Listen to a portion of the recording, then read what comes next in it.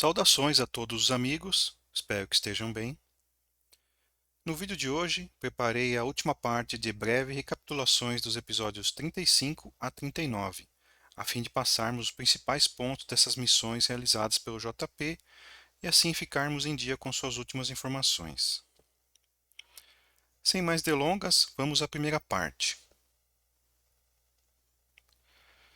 Teste para uma missão espacial secreta a Saturno.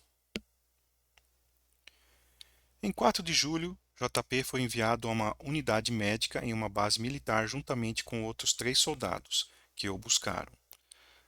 Os soldados eram experientes em missões espaciais secretas e inicialmente desprezaram JP, que eles não conheciam, pois JP não havia completado o mesmo treinamento que eles. Quando JP e os soldados chegaram à unidade médica, eles foram examinados por um dispositivo de mesa que exigia colocar a mão na superfície, o que determinaria sua adequação para uma próxima missão espacial.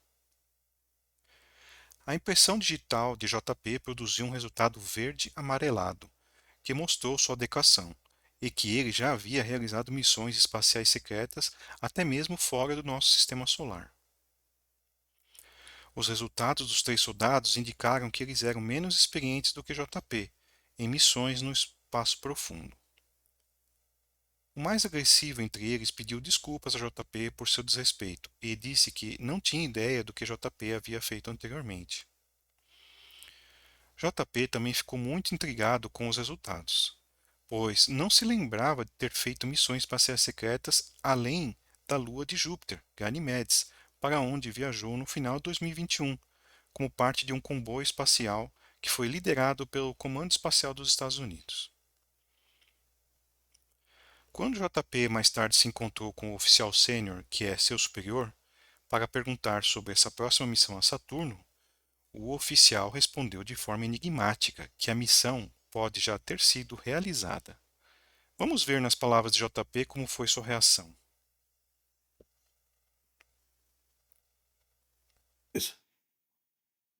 So they took us back to where my car was, and I sat with my car, and then the person that gives me the green light, he came up to me like 10 minutes later. He met up with me, so he knew I got dropped off. He's like, "So what do you think? Are you going? Do you want to do this?" And I'm like, it's a dangerous mission. That's the thing.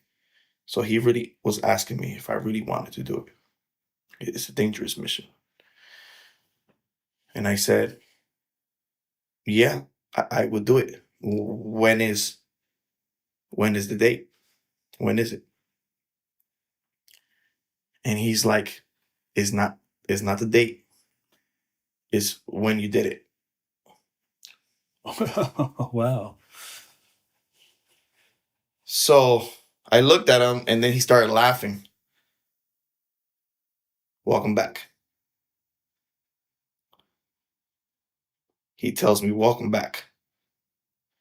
So I'm like, wait. And he's like, no more. You got the green light to talk about this, but then you'll start getting, we haven't took everything away. You're gonna start getting feedback on what you're gonna remember about this mission. Okay, so you have done a mission to the rings of Saturn, but you are not aware of it. The memories are not there. So it's a type of time or separation of consciousness technology that takes you to somewhere else, to another body, or to another, maybe a clone of yourself, or a place that is different. So yeah, that was it. That's what happened to me, and it was quite weird. Isso deixou o JP atordoado, por não se lembrar de ter concluído essa missão e também por perceber que completou muito mais missões espaciais do que se lembra e agora está ansioso para recuperar mais memórias. Então, essa foi a primeira parte. Vamos à segunda parte agora. Stargate, ou Portal Estelar, para a nave secreta enorme testemunhado em hangar de base militar nos Estados Unidos. Nessa atualização, JP, enquanto servia no Exército dos Estados Unidos, disse que fazia parte de um pequeno contingente de 3 soldados ordenados a levar equipamentos e ferramentas para um hangar em uma grande base militar. Ele diz que depois de passar por uma segurança rigorosa no hangar, semelhante à triagem convencional de aeroportos, ele e os outros soldados foram levados para um grande hangar onde viram uma enorme nave espacial, que variava em tamanho, de um C-130 Hércules a 2 jatos jumbo. O mais significativo foi que em uma extremidade desse hangar havia um enorme dispositivo de portal circular, que parecia mostrar o espaço sideral. JP e os soldados a princípio pensaram que era uma tela de TV gigante, mas então viram outra nave espacial se aproximando do portal e perceberam que a nave no hangar estava se preparando para partir, através desse portal, para o espaço profundo. Eles se surpreenderam quando a nave espacial começou a levitar e ligar seus motores para a decolagem. Vamos ver um pequeno trecho que JP descreve.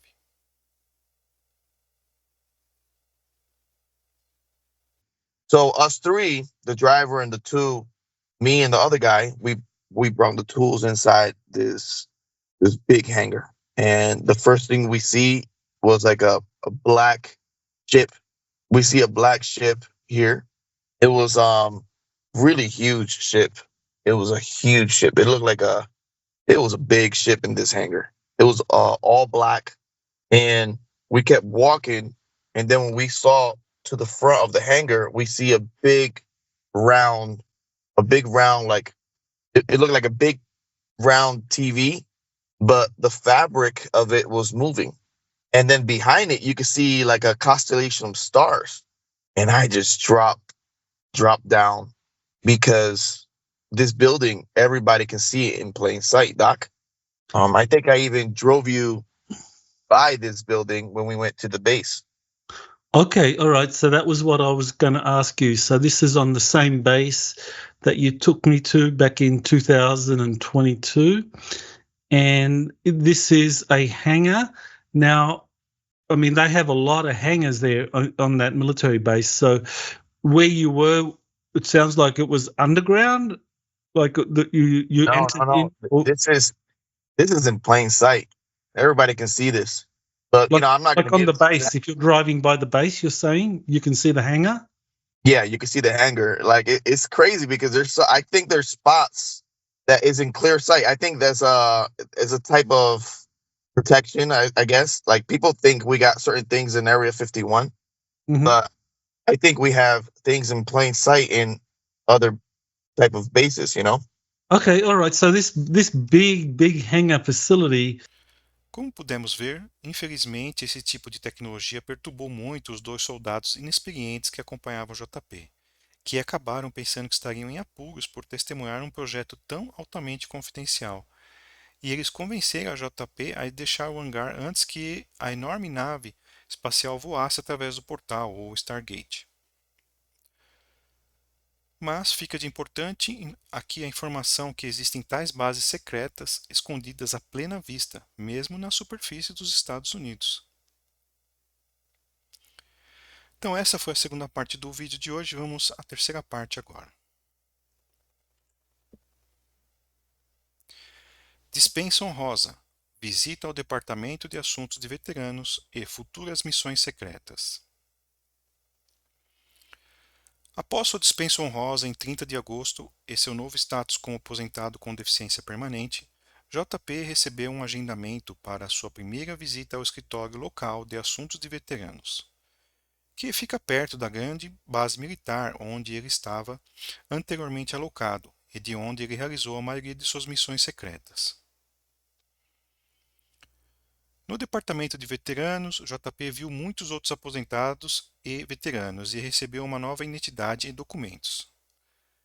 Após seu processamento ser concluído, ele foi convidado a deixar a área do saguão principal e descer por uma passagem secreta com um pequeno grupo para processamento posterior. Depois de descer 4 lances de escada, JP estava em uma área diferente do saguão, com agora até 20 indivíduos de idades variadas, o mais velho com cerca de 80 anos. Vamos ver um trecho de como foi esse momento. So we were standing in line, and there was another guy that came in. I think he was an officer, a high-ranking officer. I guess he was retired as well. He came in civies, and he comes out and says, "So I don't know. Some of you guys know why the reason you guys are here, and some of you guys don't know the reason why you're here. Some of you guys are retired. Some of you guys are in the service still." And I'm like, I talked to the other guy, the older guy, and I said, "What is this for?" And he hits me with a cane. He says, "Just listen." I'm like, "Okay." So he kept talking, and he said, "There's gonna be a mission, and we want you guys. We want to know if you guys want to do it." So the guy with the cane, he says, "I'll do it." And then I said, "Hey, if he does it, I'll do it too." I don't know what the heck it's gonna be or what type of mission it is. And then he didn't say particularly like a mission. He said like a task. There's a task that we need you guys to do, and it's like something to do with taking a particular area and making sure this area has the proper devices connected to it. So he was explaining that we were going to go to a place that had ETs or, biological entities, and that they needed people with past experiences that to go to this particular area. And the older guy, he was like, "Oh." JP acrescentou que, embora essas próximas missões secretas por meio do Departamento de Veteranos fossem puramente voluntárias, ele ainda estava em contato com o oficial militar sênior que liberava as informações para ele antes. JP foi informado de que ainda seria obrigado a realizar algumas missões específicas, com equipes secretas ativas quando necessário. Isso provavelmente seria para missões em áreas que ele experimentou no passado, como o Arco Espacial no Atlântico e as colônias subterrâneas do Polvo-Formiga.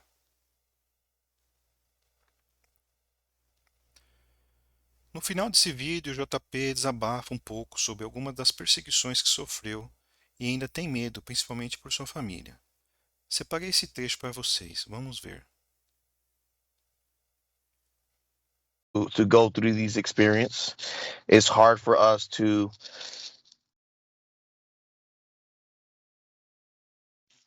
talk about these experiences sometimes. As we talk a couple days ago, I went to a grocery store in the parking lot, and I heard a big beeping noise on my right side of the ear. And when I turned my head, I looked at the car, and there was a guy dressed in black, and he was facing a device towards me. And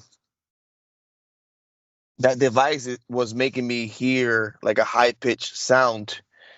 And, sometimes I do get scared if they disrupt or they get rid of these memories I have. The technology is out there. Or out of nowhere,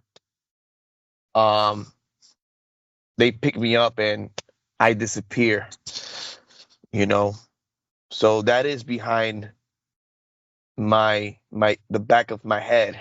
What happens if an orb comes out of nowhere and disappears me? So I want people to understand that people that go through these missions and people that start talking about these missions, sometimes they do get in trouble sometimes, Doc? Yep, I understand that there are elements that are part of the national security system that want you to be part of these missions, but there's another element that is not supportive, especially of you, because you're talking to me and your updates are going public, that there's a faction that doesn't want that. And we've talked about that for years now, that there's white hats giving you information, giving you the green light, and there are black hats that are trying to stop you and intimidate you, harass you, and as you said, there's using all sorts of psychotronic weapons against you. And Como pudemos conferir, JP enfrenta enorme pressão por divulgar essas missões secretas, pois sempre há facções negativas se opondo à divulgação. Mas JP persevera e não desiste de sua missão maior. Vamos agora à quarta parte da recapitulação. Mineração dos Anéis de Saturno. Em julho de 2024, o JP foi levado para uma instalação militar, onde ele e outros 3 soldados da ativa foram testados para uma próxima missão a Saturno. Cobrimos esse episódio na atualização 35 no começo desse vídeo. Uma máquina de leitura de mãos avaliou a adequação de cada soldado para a missão. Após concluir o teste e falar com seu supervisor anterior, JP foi informado de que ele já teria concluído de alguma forma essa missão a Saturno, mas não se lembrava dela. Nessa atualização agora de número 38, JP finalmente compartilha conosco as lembranças dessa missão que ele conseguiu recuperar recentemente. Ele descreve estar em uma espaçonave acompanhado por 2 outras naves semelhantes que estavam minerando os anéis de Saturno. Vamos ver seu relato. Of Saturn. So it's quite interesting the job of that particular ship around Saturn, what it does in order for these Nordic ships to work. I think they've been doing this for hundreds or maybe thousands of years. Okay, so Around- that big cigar-shaped ship, that was a Nordic ship, and your ship, you think was that a space command ship or? I'm sure it's planet Earth. Yeah, Okay, it's part of So planet both- Earth. both say US Space Command and the I don't Nordics think it was. working I don't think it together. was United States exactly, but I think it was Earth. I just can't say Earth. Okay, It's a Earth equipment because in space we're all one. What is Earth? I know United States have their type of technology, China, Ukraine, or whatever, Russia have their type of technology, the United Nations, but when we're in space, we're all working together and we're all in this together. So we saw this particular Nordic cigar shape approaching our ship, and we started communicating with them with a large light that we had on top of the ship, and it was doing like a type of Morse code to it. And then we were communicating with it. I could see it through the window, and the whole cigar ship started lighting up blue, doing the same Morse code to us, like communicating back to us.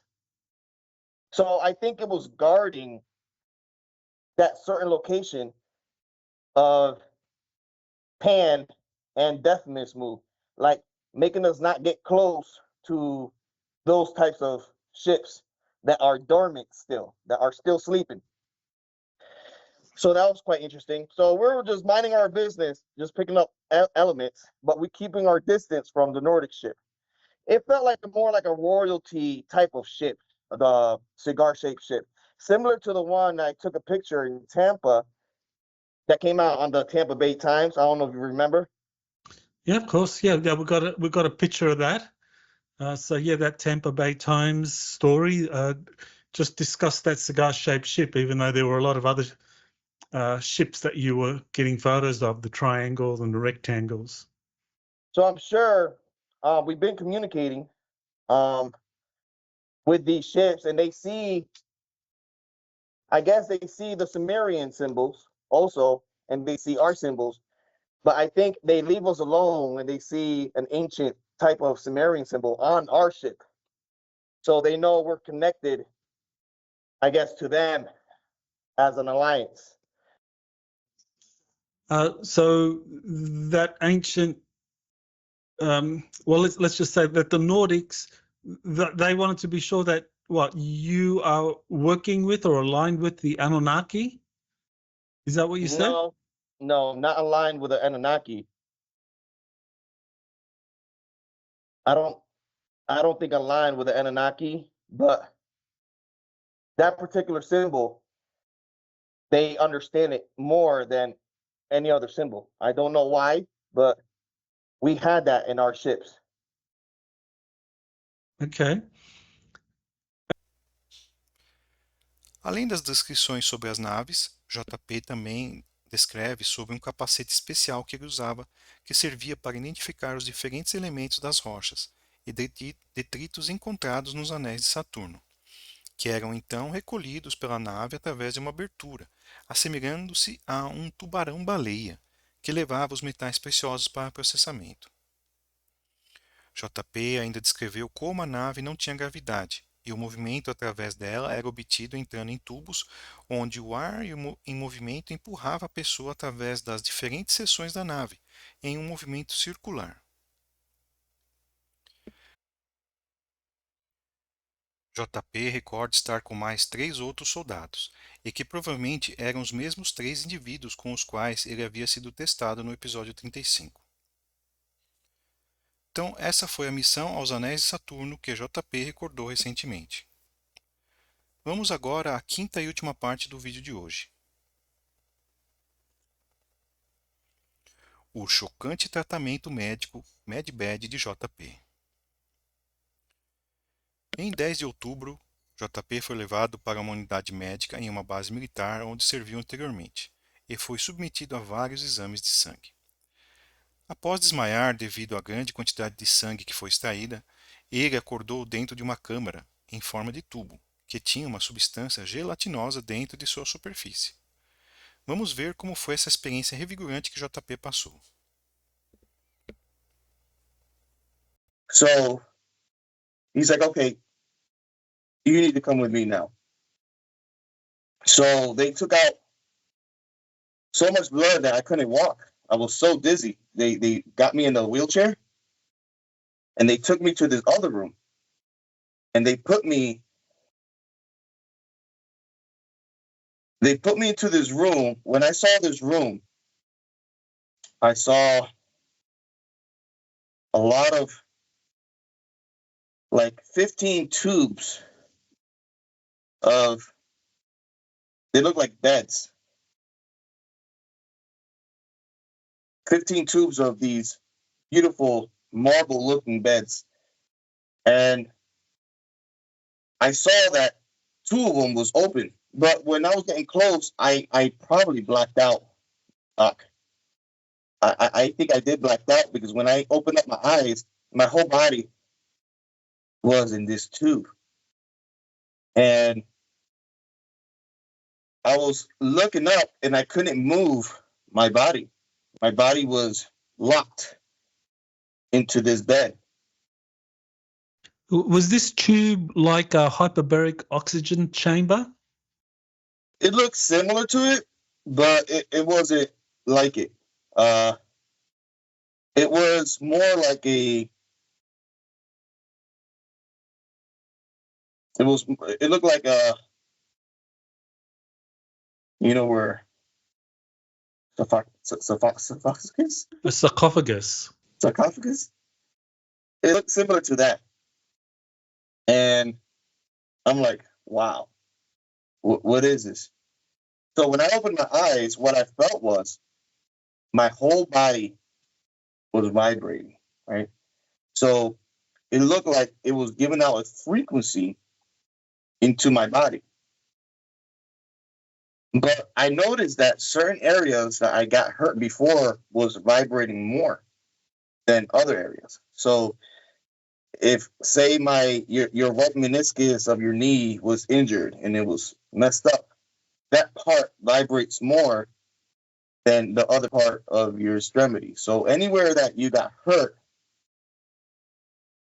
your bone, muscle, anything vibrates more. And you can feel like a heat vibrating that particular part of uh you know of the body. So I felt heat in my chest, I felt heat in my lower back, I felt heat in my right knee, I felt heat in my back part of my head, and my whole body was vibrating. It was like you can hear like a humming sound, like a frequency coming out from this bed.